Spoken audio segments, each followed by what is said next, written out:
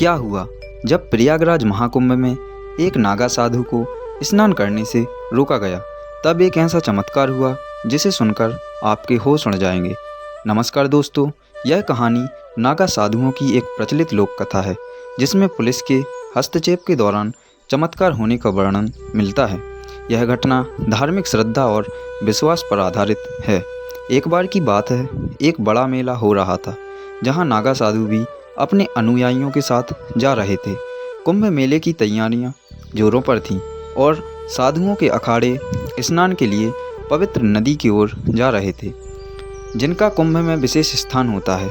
नागा साधुओं का अपने समय के अनुसार स्नान करने के लिए निकले थे, लेकिन सुरक्षा और भीड़ को नियंत्रित करने के उद्देश्य से प्रशासन ने नागा साधुओं के अखाड़े को कुछ देर के लिए रोकने का निर्णय लिया, जिससे अनजाने में एक बड़ी घटना की नींव रखी गई।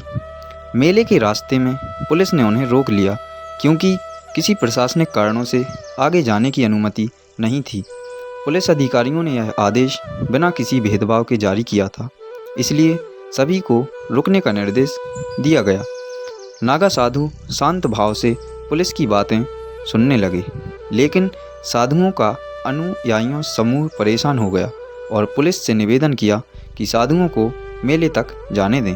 लेकिन पुलिस अधिकारी नहीं माने और स्थिति तनातनी की ओर बढ़ने लगी।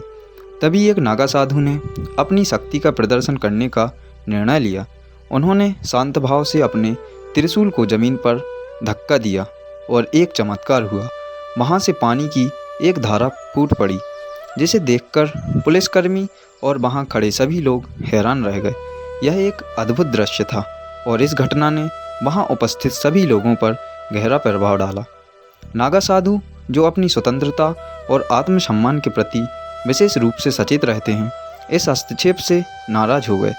साधुओं में कुछ आक्रोश उत्पन्न हुआ क्योंकि उनका मानना था कि उन्हें रोकना धार्मिक स्वतंत्रता का अपमान है। एक प्रमुख नागा साधु ने पुलिसकर्मियों से कहा, हम साधु हैं, हमें कोई नहीं रोक सकता। जब तक हम स्नान नहीं करेंगे यह मेला अधूरा रहेगा। कहते हैं कि जैसे ही साधुओं ने आगे बढ़ने की ठानी, एक अद्भुत घटना घटी।